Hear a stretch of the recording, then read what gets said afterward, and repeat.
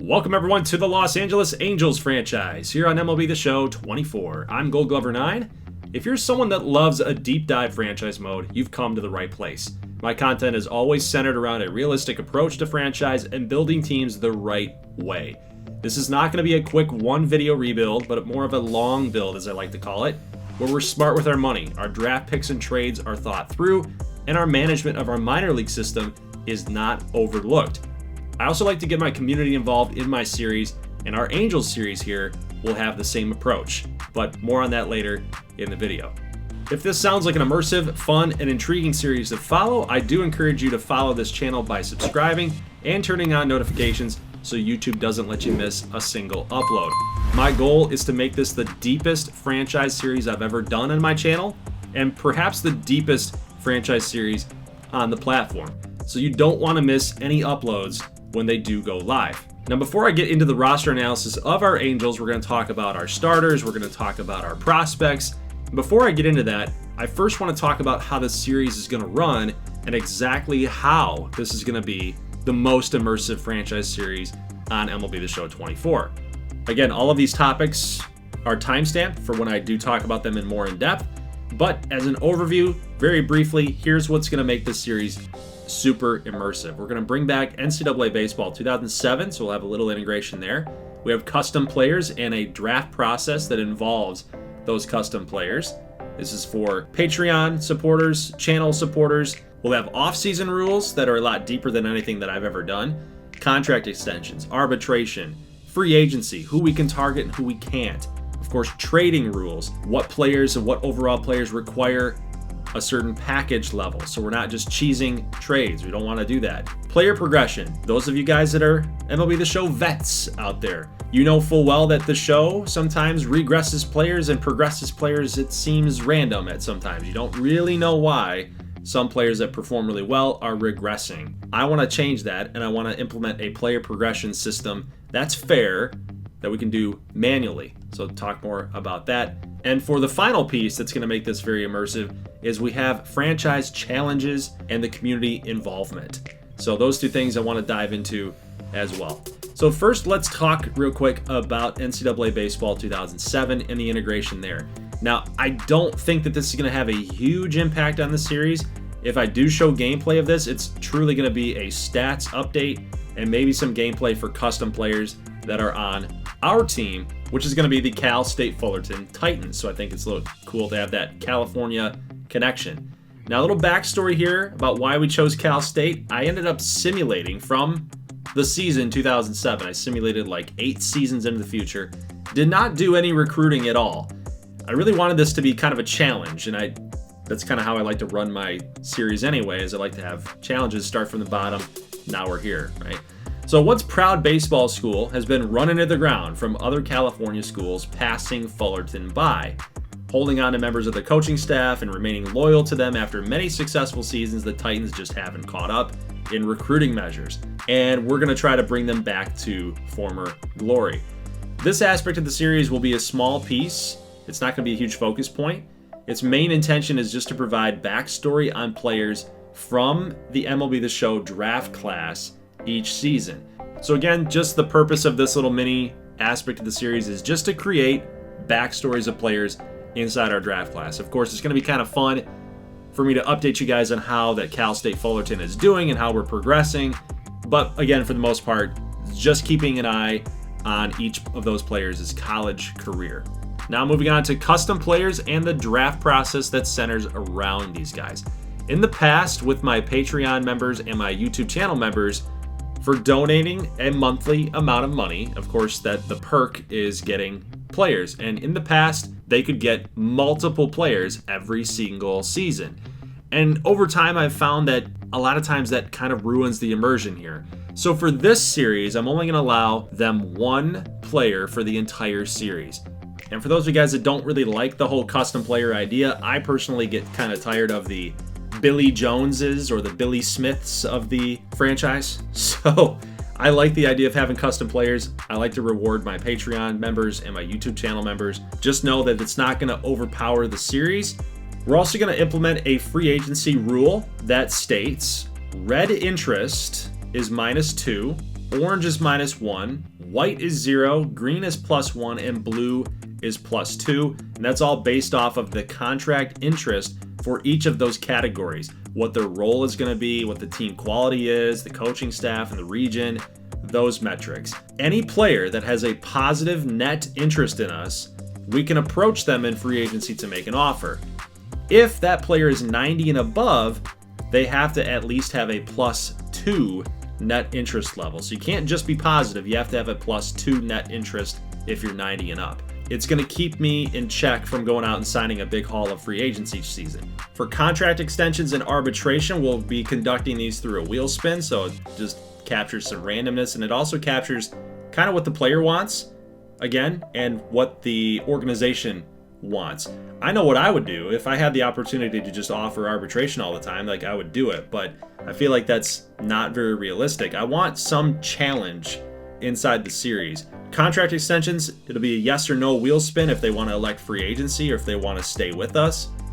And then for arbitration, we'll determine yes or no if they're going to do a long-term deal or if they're going to do an arbitration deal.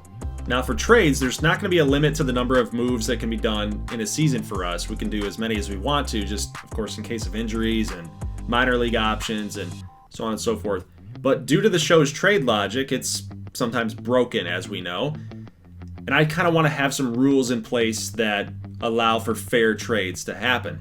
So a 90+ overall player must have at least 2 A potential players included in a trade from us. Has to happen. 90+ overall players are special, right? So they should get a good package back rather than just shipping off some 3 Bs for one 90A. It just doesn't make sense to me. Any player that's between 80 to 89 overall must have at least 2 B potential players included in an offer from us. Of course, the player we're trying to acquire is going to have age, contract, and potential factors to consider, but our offers should be strong as to not cheese the CPU. Now, what about player progression? I mentioned this a little bit here towards the beginning. So the cool thing with this series, what we're going to do is at the start of a season, we're going to have players set individual player goals based on their performance in spring training. So an example of this is that like Zach Neto wants to hit above 280 this season. If he accomplishes that goal, we'll go ahead and boost his hitting related attributes by +2. If he doesn't accomplish this, we'll regress his hitting related attributes -2.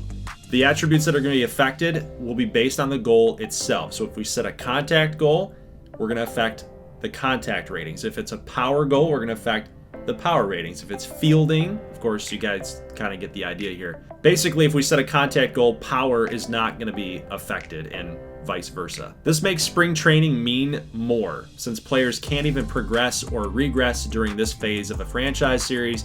And in my opinion, this phase needs to matter more than it currently does. I mean, otherwise, what are we playing spring training for? Just to kind of see how the roster shakes out? Like, what's the point, right? I want the spring training games to matter. I want to focus on it a little bit more. I want to see those development of those players and make it mean something. Now, to determine the goal actually being set, those are going to be wheel spun, but each piece of the pie will be goals based on their production and performance in spring training. Now, our 2 final aspects that are going to make this the most immersive series. If you didn't think anything else was cool, I hope you think this is cool. Franchise challenges and community involvement. So each game that's played in gameplay, it's going to present us a new challenge or a goal. Example would be like hit 2 home runs in the game, or hit 2 home runs with 1 player, strike out more than 8 opposing hitters, so on and so forth. So these are going to be either easily attainable or they're going to be really difficult.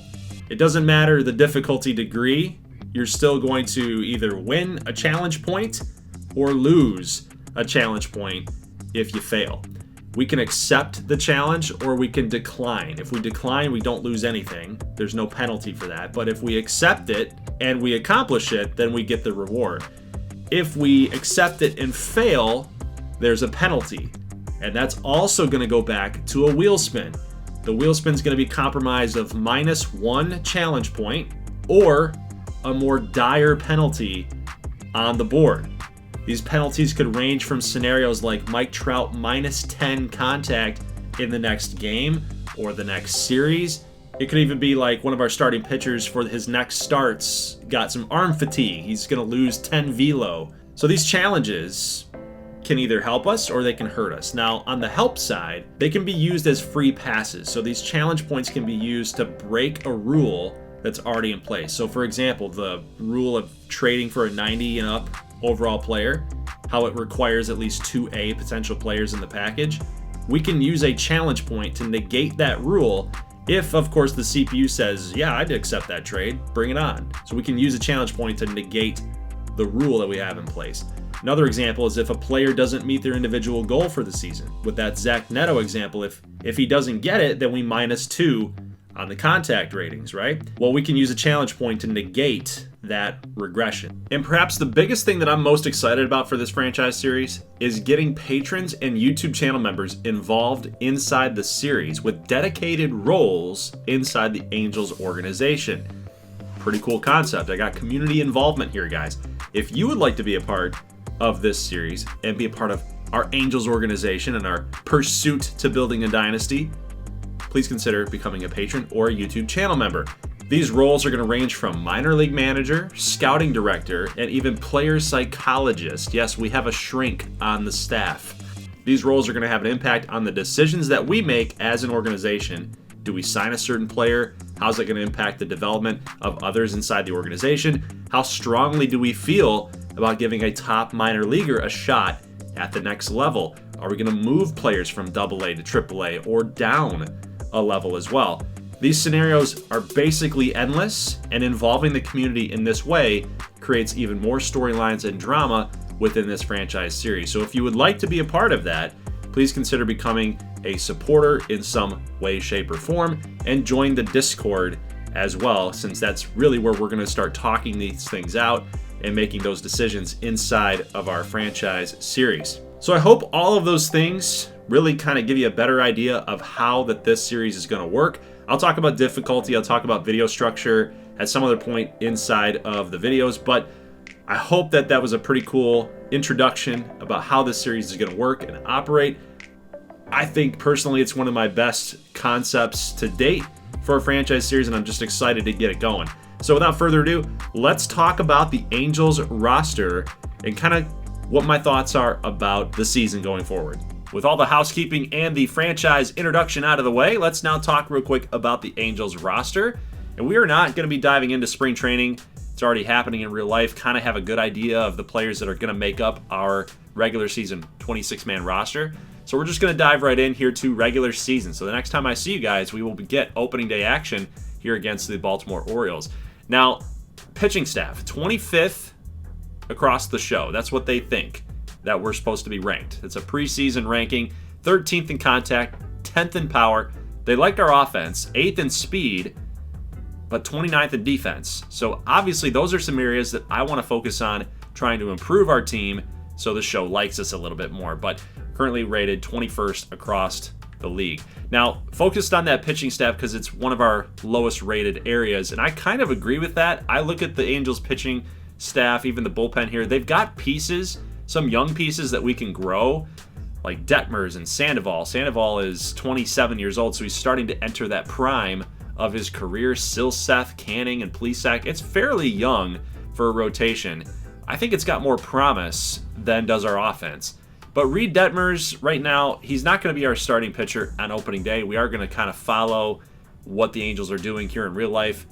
Ron Washington just came out the other day and said that Sandoval is going to be the opening day starter. So we'll talk real quick about what he's got going on. Big lefty, 6'3", 190, but you can see his K per nines, his walks per nine. He's a decent pitcher. I don't really have much really bad to say about Patrick Sandoval, but he is a little inconsistent throughout his time at the major leagues. Really became a full-time starter in 2022.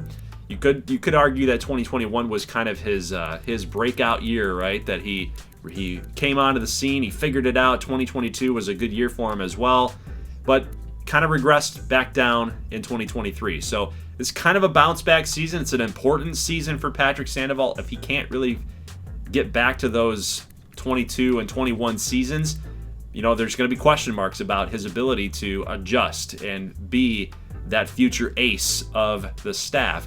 Now, Reed Detmers, I feel like he has a lot more potential, and there you go. So, A, potential for Detmers. Of course, he's a guy that threw a no-hitter at one point, had, a 22 season that was very good, and then in 2023, things got a little bit worse. So, a little regression here for the Angels' top 2 starters, but I think that we get a bounce-back season from him in 2024. Now, the youngest pitcher on the staff, Chase Silseth, at 75 overall, B potential. He's got some decent size. He's not the biggest guy at 6 feet tall. He's 23.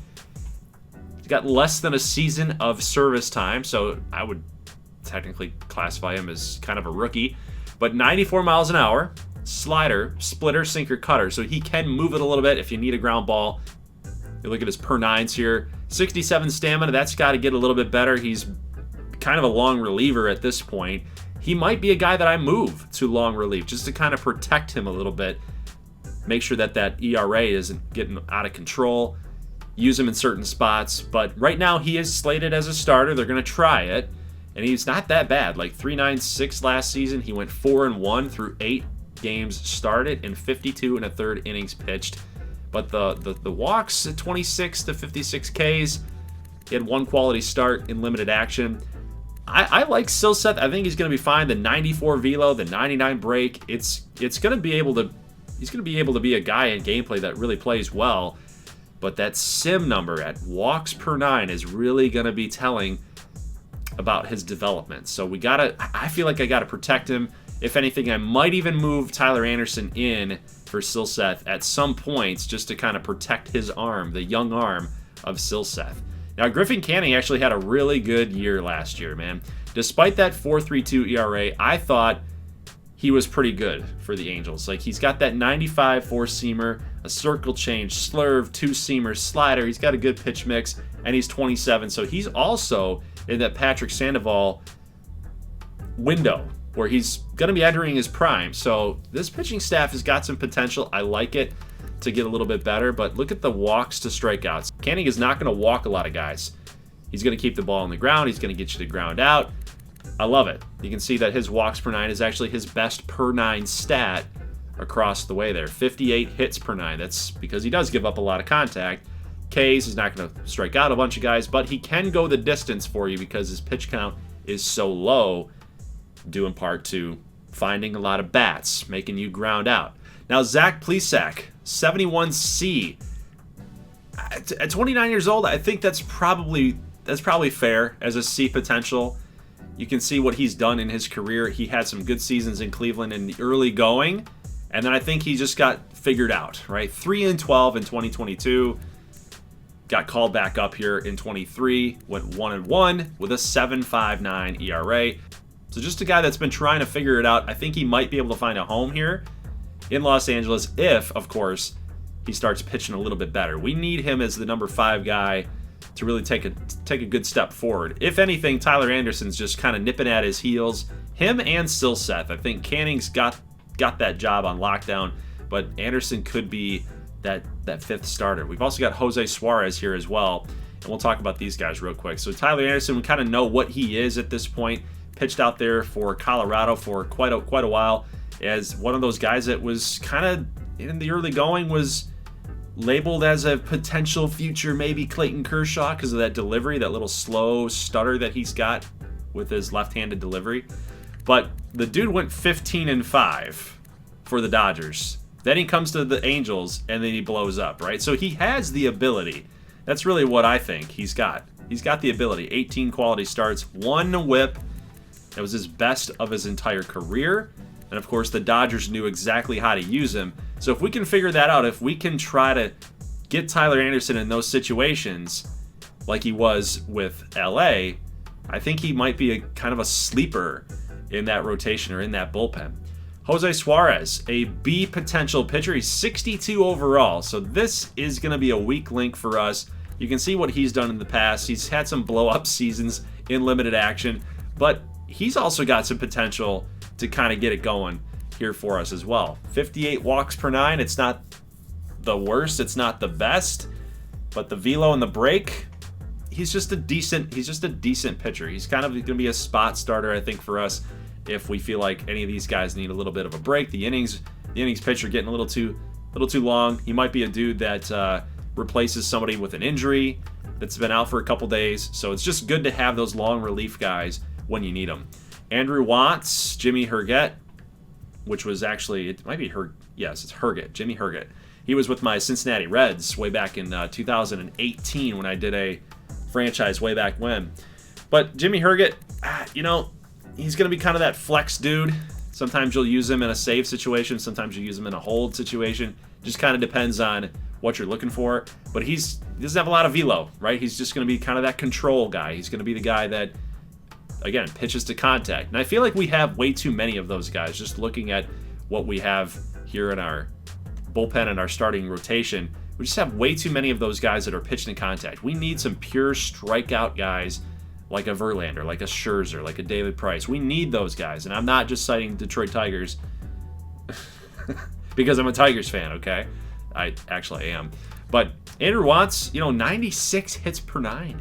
He's a guy that you want in those high leverage situations, in my opinion. He might be one day the future setup guy, but we'll see how that goes. Robert Stevenson is another guy that was a Cincinnati Red way back when. I remember Robert Stevenson. He was always talked about in Cincinnati circles like he was going to be the next up and coming starter. He was going to be a dude, but he really just hasn't figured it out. So again, just another example of this Angels staff that has guys that have been classified as having that potential to be somebody, but they haven't really put it all together, right?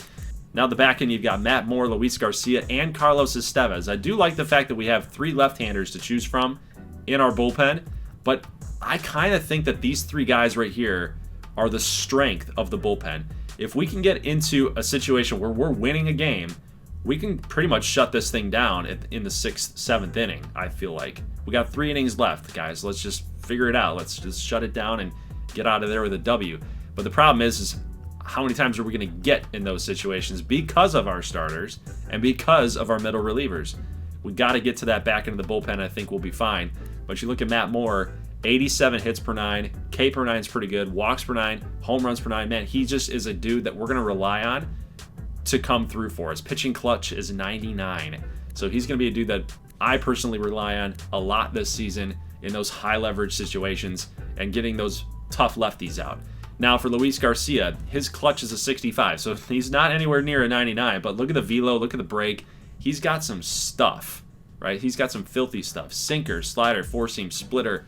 That's tough to pick up. That's tough to read against righties. So if anything, I'm kind of using this 1-2 punch with Matt Moore against the lefties, Luis Garcia against the righties. Don't deviate from that. Stick with the splits. Carlos Estevez, 75 overall closer. He's 31 years old. I think we only have a couple more seasons with Estevez. At 75 overall, he was a closer last season, was kind of a holds guy, purely a holds guy. Back in 2016, he closed some games for Colorado. Longtime Rocky, by the looks of it here. Decent ERA numbers, but a little high for a closer last year, guys. 1.49, had a 1.4 there, 1.75. So he does find a way to be a little shaky. So I think that's going to be a position that down the road we're going to have to solve and have a long-term answer. With the pitching staff out of the way, now let's talk about each positional group. Just some guys that I want to highlight here for this franchise series. Now, Logan O'Hoppe. I love Logan O'Hoppe. 24 years old, 76 overall. Had his season cut short due to injury last year, but man, he was pretty good in limited amount of games played. 51 games that he played in, 14 homers, 29 ribbies. So he's obviously looking to hit the ball out of the ballpark. Strikeouts, got to do a little bit better of a job there. 51 games played, 48 Ks. Got to do a little bit better of a job there. Got to work the counts a little bit more, 14 walks. OBP, again, he was young. He's young. He's trying to figure it out. But 6'2", 24, 185, I do like me some Logan O'Hoppe. First pitch hitter is a quirk for him, so we definitely got to be hunting fastballs at that point. Good contact numbers, really good contact numbers against lefties. 81 there, 76 power against righties, but he's kind of a weird hitter when you look at that. Contact against righties, but power. You would think as a right-handed hitter, if he's going to hit lefties well in the contact, then his power might be a little bit higher. But in fact, power against righties is higher than power against lefties. So just a little interesting there. But defensively, he's got some work to do. as our catcher, but I think he'll get there. He's still pretty young.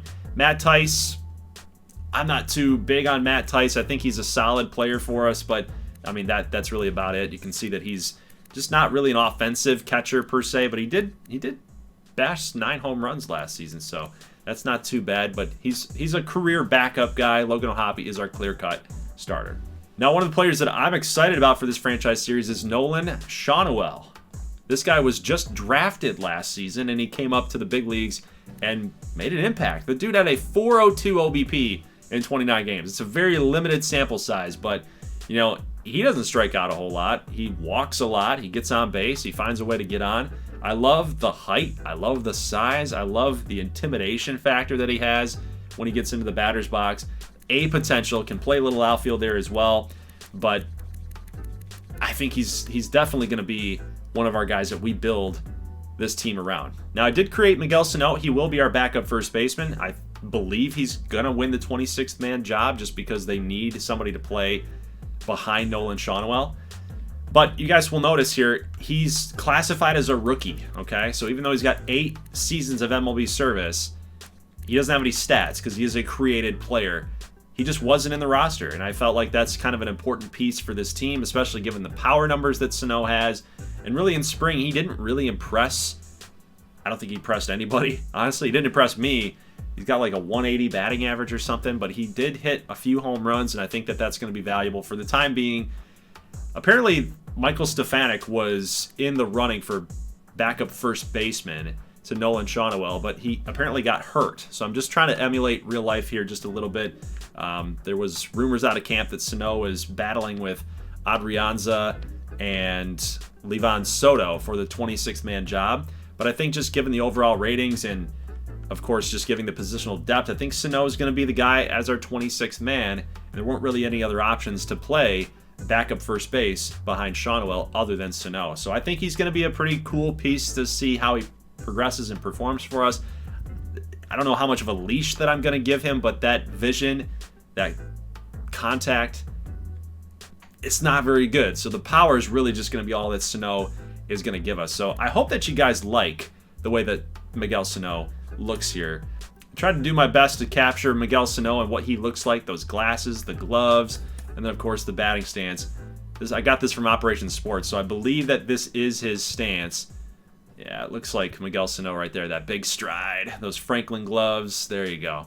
There's Miguel Sano for you. All right, moving on to second baseman. So Rengifo is going to be the guy that plays second base. I think Brandon Drury is just going to be a designated hitter, just given the fielding numbers. I mean, he's a 78 fielding, 74 reaction, so he is a little bit better than Rengifo, but I do kind of like Drury as the designated hitter for now. But take a look at Drury's numbers. I've always liked Brandon Drury. I felt like he kind of got a little shafted with Arizona and Toronto, especially. He only played 2 seasons out there. This season right here kind of bugged me because I'm like, dude, Brandon, you're better than that, man. 218 and 152, like, what's up? Then he goes out to New York, doesn't play a whole lot, does okay with 4 home runs, and then he kind of picked it back up there in 22 and in 23 with LA. So I do love the fact that Brandon Drury's kind of figured it out here. Now, quirks, he is a homebody. He performs better when playing at home. Did win a Silver Slugger Award in 2022. I think that that's well-deserved. Not the fastest guy, so again, that's going to be a factor if he's out there in the field. Might play right field a couple times when a guy needs a day off. May play third base or first base, depending on the situation, but I do like the offensive output here for Brandon Drury. He's going to be one of our X factors, a guy that kind of flies under the radar a little bit, but a guy that you want to kind of watch out for as Mike Trout's number 2. Now, Luis Rengifo, 90 contact against left-handers, 70 power against lefties. He's definitely a lefty masher, and he's our utility man. 5'10" player out of Venezuela, 16 home runs, 17 in 2022, and his OBP got a lot better than his career average. So, you know, is a downgrade or a regression in the mix here for 2024? Possibly, but I kind of like what Rengifo gives us here with the utility and good defensive play. So he's gonna be one of our dudes that might stick around for a while here. He's only 27, so he's just kind of coming into his own. I would like to think that 2023 performance, that production is a sign of things to come, really, because you see what he's done in the past. In 2022, saw some improvement with a lot more playing time. This guy they believe in. He's been here since 2019 and he hasn't left, right? So Rengifo is a guy that they like. I kind of like him too. Now, third base. This is definitely going to be a spot that I'm going to be looking to upgrade. Now, Anthony Rendon, I believe he has a no-trade clause, so that's going to be really, really tough to move. But you take a look at what he's done since 2020. Since becoming an Angel, he moves away from Washington. He gets paid, and then the production just completely wanes. He hasn't even played over 100 games with LA. It's theft, basically. I'm gonna call it what it is. It's theft. There might be some Anthony Rendon fans out there. I used to love Anthony Rendon. A lot of fantasy seasons with Washington. I loved Anthony Rendon. Loved the way he swung the bat. Loved the way he played defense. But ever since he went to California, things have got kind of a little bit laid back a little bit, right? He's even recently had the comment about not enjoying or loving baseball as he used to. It's just a job for him, which I understand the point that he's trying to make. But, when you're making millions of dollars, this is a situation that we need to be putting in the best effort here. You can see that contract right there. It is backloaded. So 2024, $30 million, $35, and then $40 million. Wow, that is an albatross. That's an issue. That's a big issue, guys. So we are going to be definitely looking to be replacing Anthony Rendon at some point in time. Shortstop, I'm really excited about Zach Neto. I think he's got a lot of room to grow. Plus, Kyron Paris is not bad either. He's got to work on his offensive side of his game. Defensively, pretty good. But Zach Neto is going to be our dude, I think. As much as I like Kyron Paris at 22 years old, I think Zach Neto is going to be the guy, right? Good fielder, decent speed, the power against lefties, that's huge. 225 last season, 9 home runs, 5 stolen bags, so he can steal just a little bit. And then defensively, he had 7 errors in 84 games. So that's, he'll be working on that, but he's young. He's 23 years old, right? So Neto is a guy that I like. Paris is a guy that we're going to have to keep an eye out for. We kind of have to keep an eye out and see how he's going to do. Taylor Ward's 30 years old, so he is going to be one of these guys that maybe potentially we shop. I don't want to think about that because I do like Taylor Ward. I think he's a nice player. I think he's a little undervalued, a little underrated. Had 23 home runs back in 2022. Had an injury that set him back last season. He was on pace to do what he did last year. So I think 2024 is just, again, another good season for Taylor Ward. Not making a bunch of money. So he's just one of these guys that I think is going to be an integral part to our team for the next couple of seasons. But if an offer comes up and he becomes a trade piece, I think we got to consider it because we do have Joe Adell. It's coming up behind him, but we'll talk about him in a second. Aaron Hicks, a guy that, New York fans hated after a while. Look at that. Look at that production. 54 games, 6 bombs, 4 bombs, 8 bombs in 130 games. This is a dude that is known to have a lot of power, and he's just had a power outage these last couple seasons. So coming here to the Angels, he's not making a bunch of money here either, $740K. That's good value for a guy like Aaron Hicks. We're going to play him in certain spots. That contact is nice. The power against lefties is nice. So I think Aaron Hicks is going to be one of those platoon players for us, and we're going to use him in certain pinch hit spots too with the game on the line. Now, Joe Adell, 97 speed. This has been a dude that for a long time, I feel like there's been a lot of seasons where there's been so much talk about Joe Adell, and he's just never been able to figure it out. Now, this spring, I've seen some video on him, and I'm like, man, his swing looks a lot different. He looks a lot more aggressive. He looks a little bit more comfortable and relaxed and confident. So I do like Joe Adell this season. I think he might be a guy that ends up being a big piece for the Angels roster if, of course, he makes it to the big league club on the 26-man roster. For me, he is, because, again, I'd like that potential. I want him to play a little bit more. I want him to steal some bags for us because he is our fastest guy at 97 speed. So Joe Adell, going to get some playing time, especially with injuries on. Now, Mike Trout, 99 overall player. I've never been able to play with Mike Trout in a franchise series, so I'm excited for this one. Look at those numbers. 86 contact, 95 contact, 99 power, 90 power. He's awesome, right? He's still Mike Trout, despite being injured a couple seasons in a row here. Not really being as productive as he used to be. But it is kind of crazy, man, to see that he's 32 years old.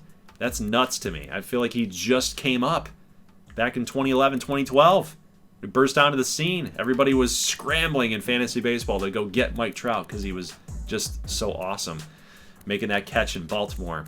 I've always been a Mike Trout guy, but man, look at those awards, man. Look at that cabinet. Look at that chest of hardware. Just the guy's one of the best ever. So there's been some talk that for anybody that's doing an Angels franchise, do we want to trade Mike Trout? Well, guys, he has 7 seasons left on the board for us, all the way up to 2030. Do we do it? Do we pull the trigger on an offer? The thing with Mike Trout, and you trade him, you're only getting 3 players back. So it's got to be the right move if we do end up trading Mike Trout. I don't think that I would ever do that because I love him so much. But it's got to be the right move for the organization if we're going to go ahead and do something like that. Now, Mickey Moniak, this guy that when he was drafted by the Phillies, I tried to put it in the back of my memory. Like, you got to remember this guy because of the name. Mickey Moniak. That's like the most baseball name you could ever think of. Mickey Moniak. For Philadelphia, didn't really do too much when he did get the call. But when he got to LA and played for the Angels last year, 280, 14 home runs, 6 stolen bases. This is a big year for Mickey.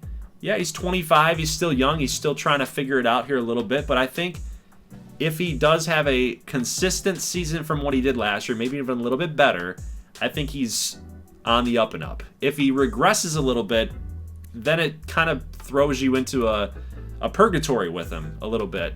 You start questioning if 2023 is the real Mickey Moniak or if 24 regression is the real Mickey Moniak. Then in 25, 26, you're kind of playing this game of like, where is he at? What type of player is he going to be? We still got to figure out how he's going to mold and what type of player that he's going to be. Is he going to be a guy that steals some bags? Is he going to be a guy that plays some good defense? Is he going to be a guy has a lot of average, right?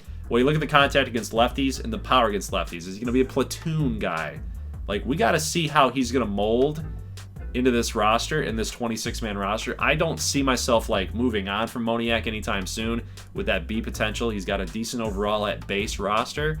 So we'll just have to see. He's just one of those guys we're just going to wait and see. So now we talked about our 26-man roster, our major league level dudes.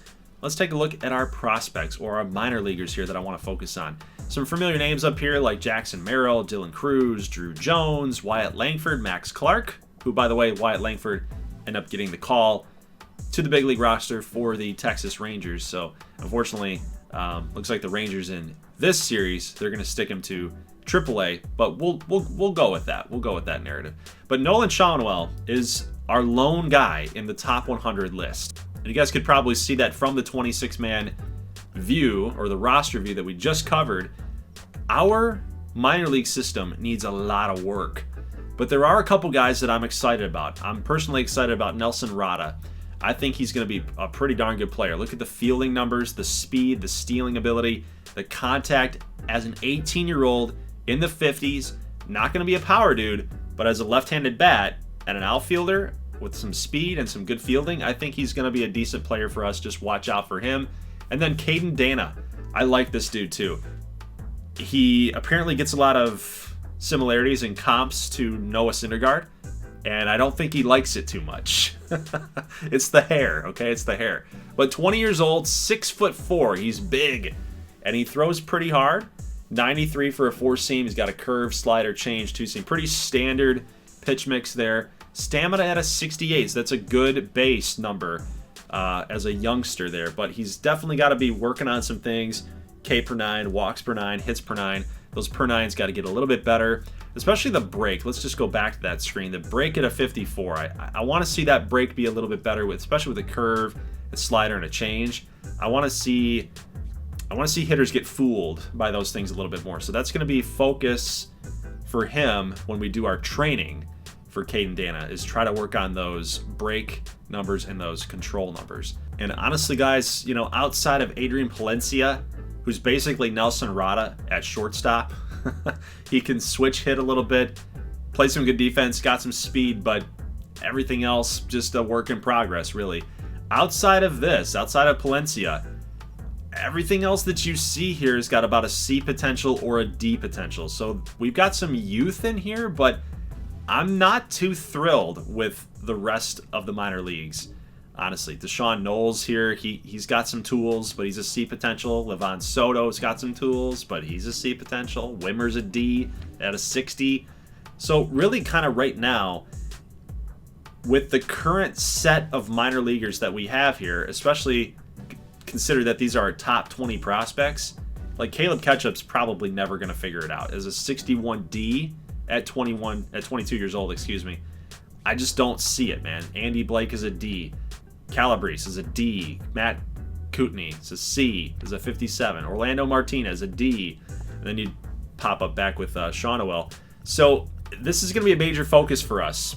The MLB ETA, they think that these guys are going to be ready in the next couple seasons.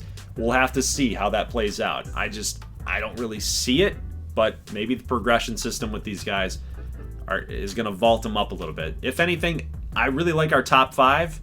Everything after that is going to need some work. Now, one guy I did not cover in the bullpen reveal here is Ben Joyce. Dude throws 98, but he actually throws about 103. I think he reached 103 last season. He had some flashes. He had some spots where he was like really dominant, but 9 walks and 10 Ks. It's because he throws hard. There's just not a lot of control there for Ben Joyce. You can see he does have the outlier 1, so primary pitch exceeds max velo limit. So apparently his limit's 98. He's going to exceed that by a couple miles per hour. So yeah, that 99 velo is perfectly assigned for Ben Joyce, but that control, walks per 9, hits per 9, those things got to get a little bit better for Ben Joyce.